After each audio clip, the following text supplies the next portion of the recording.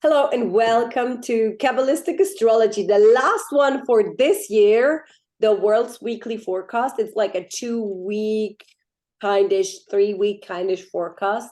Matt prepared a lot of stuff. He had like 3 papers, like everything needed to be printed out because it's so much that we will receive. So get yourself a mug of tea, get yourself the coffee that you deserve, pull yourself together. This is going down. So, hi Matt, how are you this week? Good, I've just put myself together. Yeah, you were like, okay, I gotta do this one. Yeah, so I just printed off 3 pieces of paper. It took me 15 minutes. By the time we refilled the paper tray, one piece of paper got stuck and I couldn't find it, and so on and so on. It was very funny to look and at. I kept clicking on the computer to bring it up, and it just when it like just clicks but it doesn't open. Yeah. Have you ever had that? Yeah, Yes, I had that as well. We are here. I have it one step at a time. Absolutely. There we go. So let's look at the astrology for the next 3 weeks over Christmas and New Year.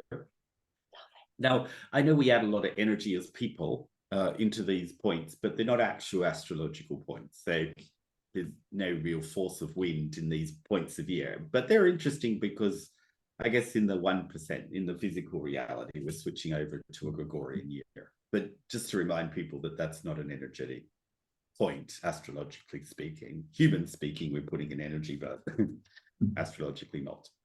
Yeah. All right, so let's look at a few things. So this week is super interesting. So the first week of the 3 is super good, right?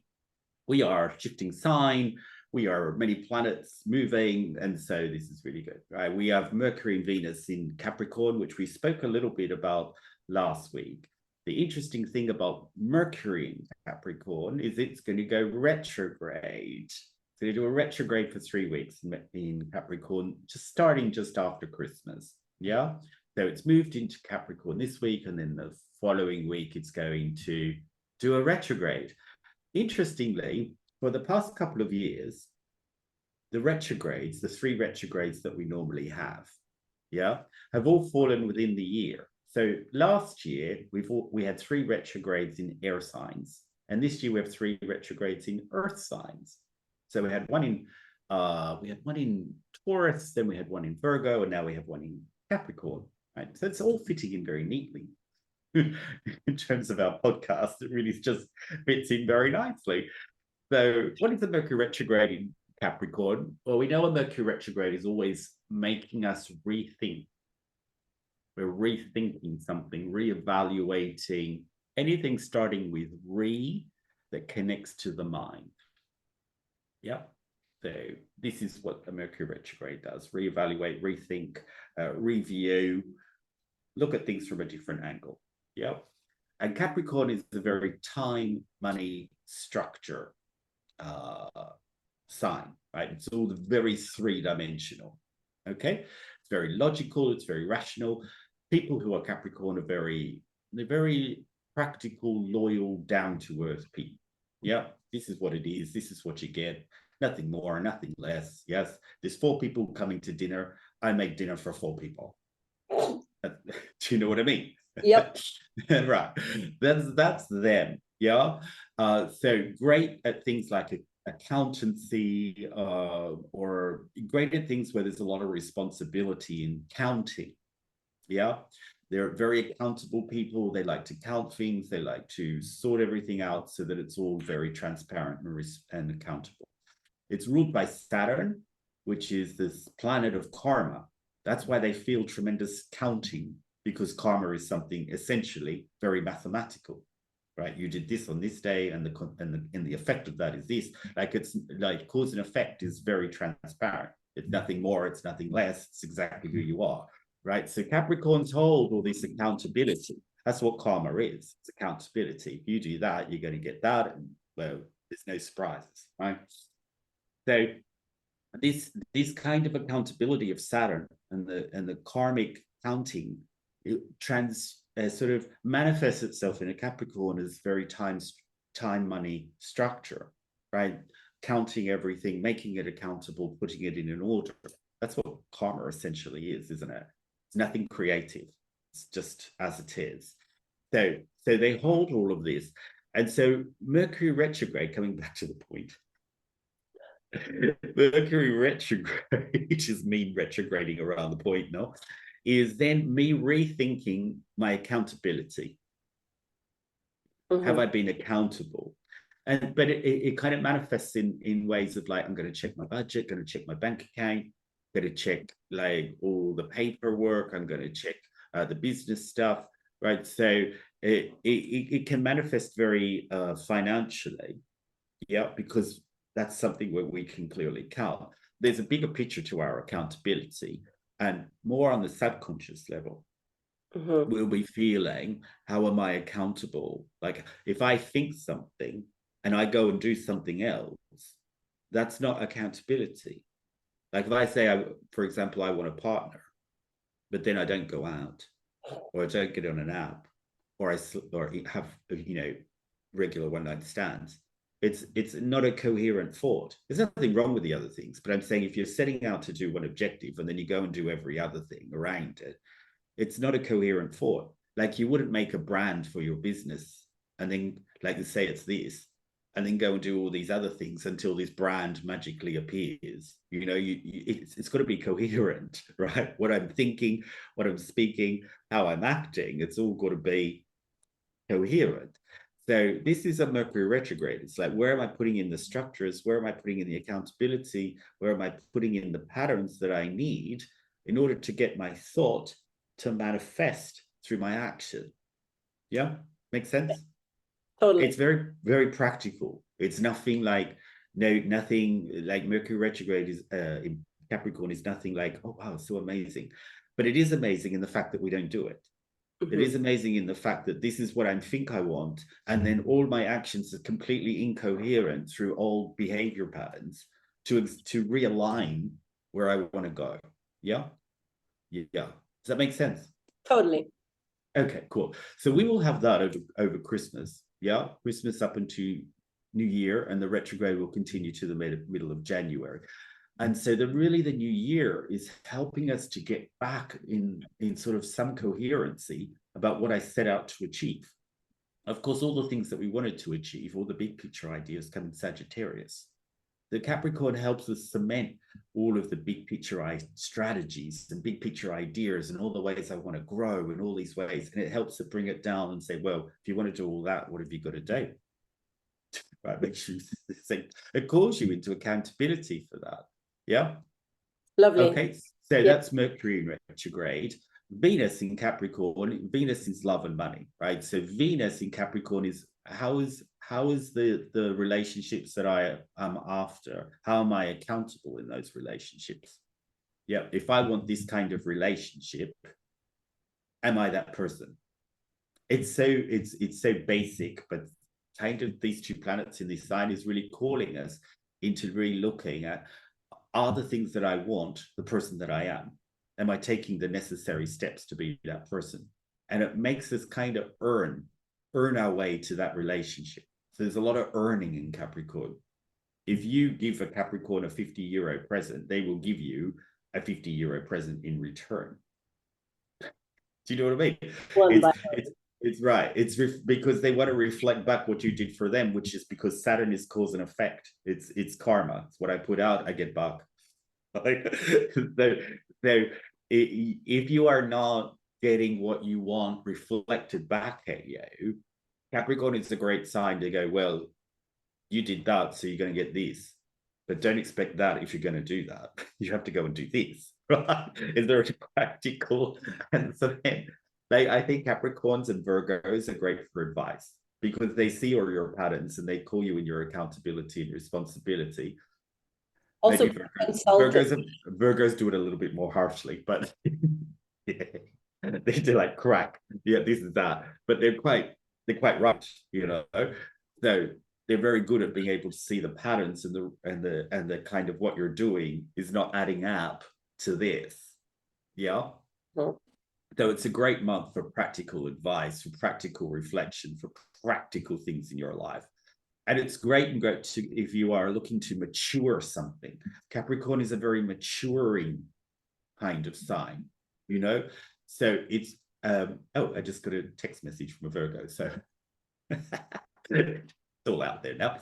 So if you're in a relationship, right, already, the energy of Venus in Capricorn helps you mature that. Helps you, helps you make it a little bit less teenagey or a little bit less like fluffy, or it could help you like where things are not being set.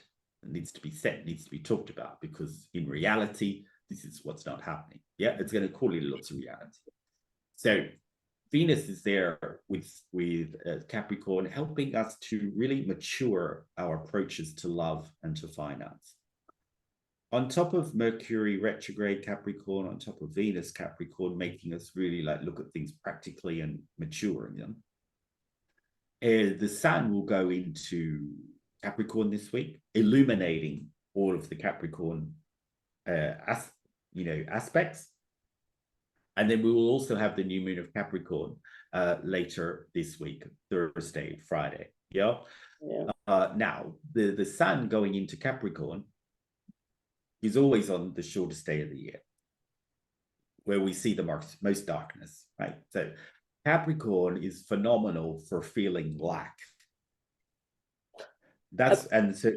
Right?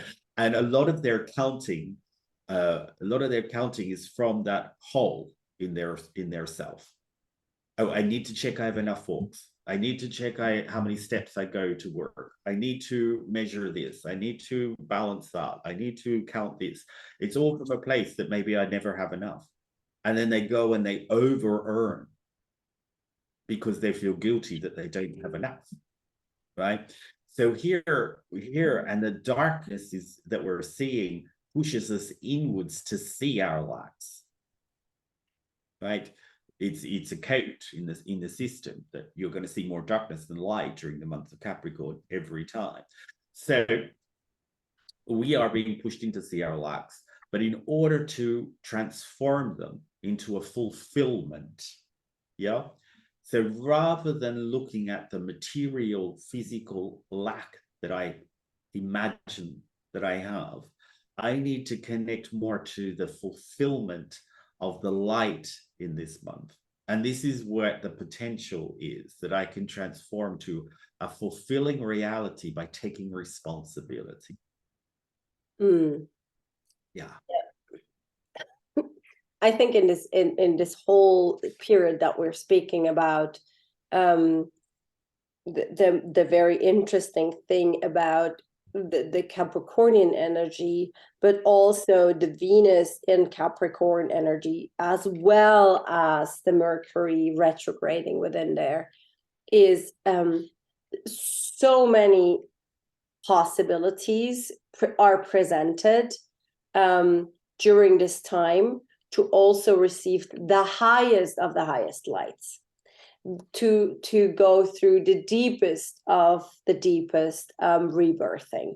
So, for example, alone in this week that we're talking now, we have Hanukkah, we have winter solstice, we have Christmas, we have the new moon in Capricorn, we have like all these light miracle possibilities available in the higher realms. So I feel to say, like, and then after that we have the season of the Epiphany, these 12 nights between Christmas and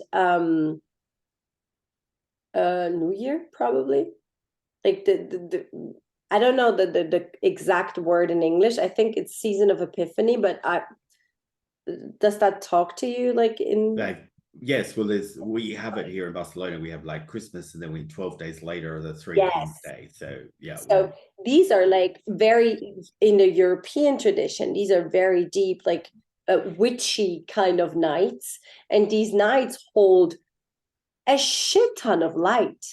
Like there is like, this is like harvest season of miracles. Like if you want to get it, but you have to, like, it's the time of, oh, maybe I get a gift is over. This is like, you need to catch it, you need to do the work and catch these miracles, catch the light, catch the high vibrations, do whatever you need to do. Like you choose your thing. Like I chose Kundalini yoga and Kabbalistic teachings in order to receive more light, in order to receive the change. But you choose whatever works for you, right? Like maybe you go to the church and pray. Maybe you celebrate the nights of Epiphany with every night that you do something very special for each and every night. Like there are tons of possibilities. But the darkness also allows us to internally grasp light that we were never able before, and it's a big placement for all these opportunities. Yeah, I completely agree. There's that real division between material reality of Capricorn and the spiritual reality of all of these big cosmic openings, you know? So it's very that, and they can be together. The whole idea is to use that spiritual download to drive the material reality into where I want the atoms to go, where the reality that I want to see. Yeah, but often, as you said, Nicole, we often see the material reality, and then that defines how I feel. Yeah. If I don't get the present, I don't feel happy, right? It's all like something didn't happen in the material world, and now I'm feeling emotionally victim to that response. Yeah. Yes. So here we're flipping the whole thing on the head and saying, I'm driving the fulfillment I want to see in my reality, and using all this, amazing energy available at this time to really like manifest it into my reality. And that is being responsible. That is an accountable person. If I don't see it, I go to the universe, push the energy in there, and ultimately the atoms will create that physicality. Yeah. Totally. The Rav of the teacher of our generation in Kabbalah used to say, let the atoms do the work. And we do that by, that's right, we do that by thought, words, and actions. We thought, words, and actions push the atoms into that reality. So if I'm thinking of it, speaking of it, which is Mercury, and then doing the action, which is my accountability, that should line up in that reality. If it's not, it doesn't matter. You just keep working on it until it does show up. Yeah. So in the principle of the thing, it's very easy, of course, but in the practical, it's very difficult. But that's what makes spiritual people special, right? Because we keep going until we see it. So the other thing I liked about what you said is, about this kind of transformation, because we have Pluto also in Capricorn. It's been there since 2008. And in 2023 will be its ultimate year. During 2022 and 2023, it's particularly hitting on the Pluto in the chart of the United States. So we will see another year of kind of like a lot of chaos in its institutions that we're sort of witnessing now, political chaos, financial chaos, all of those things, and all of the gunk will come out of their big institutional financial systems, because that's what Capricorn rules over. Yeah, and Pluto's coming in and detoxing the whole thing out. But while the United States will feel it more heavier, obviously the rest of the world will also feel it, because the Pluto is coming to the final part of Capricorn.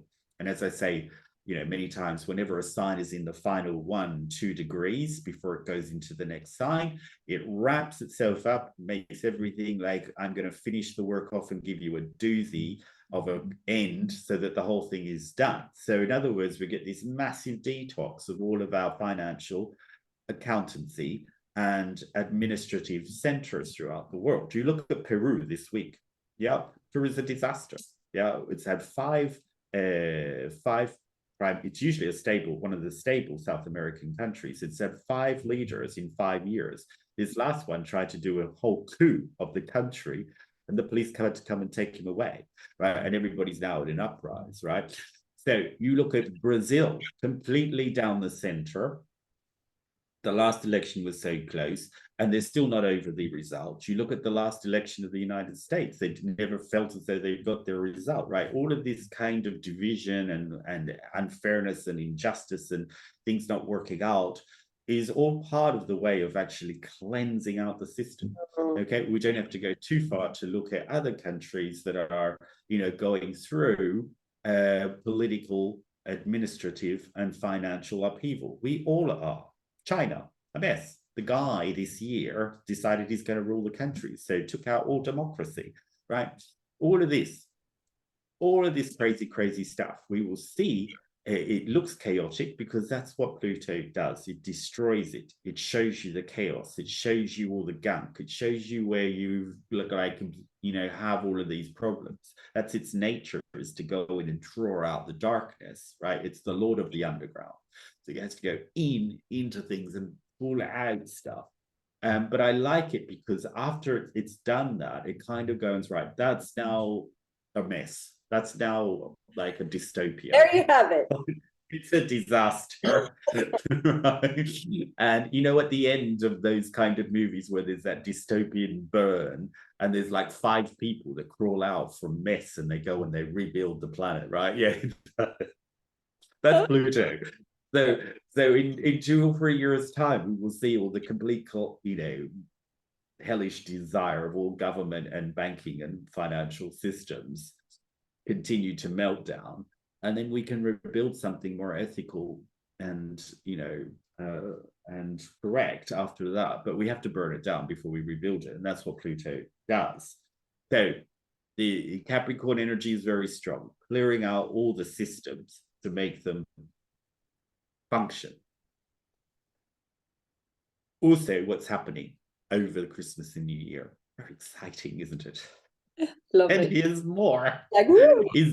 Yes, Jupiter is moving from Pisces into Aries for 6 months. Now, Jupiter is whizzing through planets at the signs at the moment. It will be in 2 signs next year. It will be in Aries, and then it will, about July, it'll shift over into Taurus, right? So Jupiter in Aries, Jupiter in Aries is great because Jupiter's so big, it's expansive, it's like very certain what it's doing. It's the Sagittarius Pisces planet. So the very big picture, this is where we're going, this is what we're doing, we're not stuck in all details. Yeah, which is completely the opposite to all of this Capricorn energy we're having, right? Which is all in the details, lining things up, putting things in order and making sure they're all coherent. Yeah. Jupiter is like this big picture energy. And in Aries is about me, who I am, my existential question. Yeah. What are my self-beliefs? What are my self-esteem? Who am I? And just who am I, right? And Jupiter brings in a kind of renaissance, a rebirthing energy, a big like picture. It's like, let's go and make it big. Let's go and make it massive. Let's go and look at the big picture of it, right? During the age of Pisces was all about, looking at the skies and the astrologies and the religions and the beautiful artwork, right? This is all very, very Piscean. Yeah. Is looking at all of that and how we create things. How do we create how was this world created? And all of that was very Jupiter in Pisces. Age of Pisces. Here with Jupiter in Aries, we are awakening the self. Yeah. So all of this period of time where we haven't been allowed to be ourselves. Yeah. We can't say our name. We can't say our race. We can't say the color of our skin. We can't say our gender. We can't say our sex. It's all been right. They're not allowing us to say anything about anybody else. They're not allowing us to say anything about ourselves because, we can't have any identity, which I think politically is a little curious. I think once you start stripping away people's identity and letting them talk to it, it's kind of a bit dangerous. No, you have to have an identity. Right? We're coming as a soul. The soul is really choosing our identity so that we can do spiritual work. We need to have one, right? We need to have a sense of who we are. Very important in spiritual work. Who am I? Where am I at? What am I doing? What are my talents? What are my gifts? Why am I coming in this body? So here all of that. That's right. So, yeah, all of that. So Jupiter in Aries for me is about this new sense of self. Who am I? And being strong in it and believing in it. and allowing myself to have it, and allowing myself to be this person and consider myself and grow as to who I am, not be ashamed of it and sorry for it and apologizing for it and crying about it, right? So it actually brings in big self-belief, big power in the individual. How can I grow so that I'm more sharing of who I am, not more hiding of who I am? And understand that I'm the generator of the miracle in my life. I'm the generator of expansion. So how do we put this Capricorn and this Aries energy together? That if I have a coherent strategy, if I have a plan for myself, I can really go, I can really shine, I can really be a clear identity for really getting the things done that I want to see done. Totally. Yeah. I think also Yeah. really interesting in this week where we changed the years from 2022 to 2023. What's also very interesting numerologically is we're changing from a 6-year to a 7-year in the collective agreement of years. Like, some know we are here for longer than only 2022 years or 2023 years, but collectively we agreed on that time kind of calculation, right? Right. So what's really interesting, and I think this is a super important change, is the sixth is a 6-year, means the 6 is the arc line, and the arc line is in the yogic science, we speak of the arc line is the line around your head. With the holy ones, it's enlightened, but let's keep it like real. We're not there yet. Maybe we don't want to go there yet. So, but in the arc line, there is a lot of information about our karma, our ancestors. It's a lot. It's a very spiritual number, a very deep a number of meditation, a number of like going within. And then now we're changing in this into 2023. It will be a 7-year. So collectively, we're going into the auric field, the magnetic field. We're going into this time of the aura is our magnetic field. It's how we maneuver ourselves around planet Earth, and it's a very subtle storyline there. Like the auric body is not a physical body; it's a subtle body. So the expansion, we will need to learn collectively what is there that is not seen. So that's really interesting as well. What is there that is not seen? That's very interesting because, Kabbalistically, we have a set of years, right? I think we're going into 5783, the year, which is a year of consciousness, Kabbalistically. And this year is about seeing back the self. It's like reflective light. It's like what I'm putting out is what I'm getting back, which also taps into the astrology, right? Of what I'm doing is what I'm going to see back, right? That we know that spiritually, that everything is a mirror, right? But the augmentation of that lesson is heightened in this particular year. Yeah. Yes. So it's like the whole thing is a reflective mirror exercise. This kind of year, it's like what I put out, I'll get back. Not good, not bad, not for judging, but I will be more conscious of it, more aware of it and seeing it. So if I live in a broken country, it's because I'm a broken person, right? Or if I live in if I work in a dysfunctional office, I'm somehow dysfunctional in the same way. Yeah, not completely, but in that particular way, right? So there are things. And then if things are going well and there's a lot of love and kindness and compassion around me, I have that inside me too. Yeah. And those things are going to be very obvious.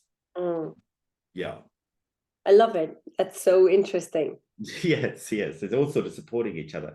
I think when we come back on the first Monday's the 8th or the 9th or something like that, I will do a full year of what's happening in the planets. Yeah. So, but just to give you a taste of some of the things that are, really changing, right now over the Christmas New Year leading in, there's a couple of key things. The Mercury in retrograde definitely the Pluto at the end of Capricorn. You know, we're going into the last year of Capricorn with the Pluto thing. So really detoxing all the old systems, detoxing old systems out of us individually, out of us collectively. Big thing. Yeah. Cleaning up all those big inherited, you know, mountainous systems, not the small ones, the big ones. And then, of course, the Jupiter in Aries is giving us back an individual power. That's a kind of like, you know, all these what do you call them? All the old things, these sort of antique sort of systems that we've, you know, keep holding on to. And there's a power of individual rising up. Now, you don't have to look too far to see that that's already starting to happen in places like Peru, in places like Britain. We see a lot of protests. So, you know, the energy there is starting to come in. Yeah. Wonderful. Yeah. So hopefully that's brought some little bit of interest for the new year. Oh, it totally did. Yeah. What I want to say is, I really feel to say, you know, for us in yoga, the winter solstice is the high holy day, and it's a very important day because it changes the magnetic field of planet Earth, because we're going into the darkest day of the year, and then we're moving. So that means it also has a direct effect on our physical body in the northern hemisphere. In the southern hemisphere, it's the opposite way. It's summer solstice. So it works a little bit differently there, but it's also changing the complexion of your physical body, to see how your glandular system secretes, how the whole chakras are functioning. So these next 10 days are 10 days of joy, 10 days of dance, 10 days of pure bliss, actually, from December 21st. It's like at 10:47 p.m. Eastern Standard Time. So very interesting. It's like it's going in there during the 21st. This is the shortest day of the year. This is winter solstice. And then 10 days after that are like these days of, you know, spend it as much as you can and want in community with people you love, with people you want to grow with. And sometimes these are not the easy people. Sometimes it's a little bit, you know, I love this sentence when they say, you know, you think you're enlightened, go spend a week with your family, then you know if you are or not. Yeah. That's so funny. But these 10 days are like an option of very loving, very lightful, very supportive energy. And what you can do, for example, is you can go into, with the astrology, especially Jupiter in Aries, that would be, I would say, take some carniol, that's a red stone, and put it on the degree where Jupiter, in your house, where Jupiter is in Aries. Or take a tiger's eye, take rootout quartz, take some a citrine for the sun going, you know, changing into Capricorn, and put these crystals in places that you would like to have them, so you can like amplify your wishes, amplify your goals, but also please make plans. Life is a project. Like, do you want to see some other realities than the ones that you saw so far? Write down a goal, write down the steps to this goal, write down when you will do these steps. Like, life is a project. Like, don't just wish upon something and then don't do something. Like, really go and make yourself accountable. Last year I wrote down I want to write a book this year. And I did write a book this year, but not out of accident. I planned every week, have a day for months to write a chapter of my book. And then I had a summer break, and then I did it again. So you need to really plan shit. You need to plan how you want to achieve your goals. but to set the goals and to give them an energetic boost, this is the year. Well, that's very, very what the astrology is. You know, Jupiter with the big ideas, the new product, the new enterprise, the new senses of who I am, the new things I want to do, create, right? But with a plan, Capricorn plan. It's very good to know. It is. I think it's a good example. When does your book come out? Does it come out? It comes out next year, yes. I'm very good. Do we have a title? Yes. It's you had to share the title with us. What's the title? Well, the title is The Game Plan of Human Existence. Oh. Yeah, it's a big. Nothing small then. No, we're going down. We're going down with that. No, we're going full in. I didn't give it the title myself. Guru Jagat yelled it at me at her funeral. So I was in meditation and she said, like, you have to write a book. It's called The Game Plan of Human Existence. She gave me down the chapters and I just executed it. Right. So yes. So next year the plan is to bring it out. I'm looking for an agency to do that. And if anybody knows anyone, you never know. I'm shooting it out. I need an agent, a company that brings out my book, The Game Plan of Human Existence. And what I explain in there is like the connection between the physical body, the mind, the soul, and how to understand the game of reflection, the game of resonances, and how you can start to become a good player in this whole thing. How do your body store data? How do you can access it? How can you get rid of it? How can you go through blocks? There's a way through every block. So all of that is written in there, and we're currently like people are like reading it now. So if I wrote it correctly, so they're testing that, and then we would do the whole process of, you know, I don't know, how do you say that in English? It needs to be made that it looks like a book. Oh, edited. Edited. That just takes in the whole thing. Yeah. Edited, and then we need someone to check the spelling and all of that, because that's all editing as well. We just say, okay, it needs to be the whole thing professionally, and then we go from there. Excellent. Fun, yes. I'm looking forward to it. Oh yeah, me too. I cannot wait to like be like. I know, it's so good. The game plan of human existence. Matt said I should call it a Buddha and two crystals. I will write that one as well. That's like a little workbook that goes with it or something like that. Work, but with that, how to in your house or something.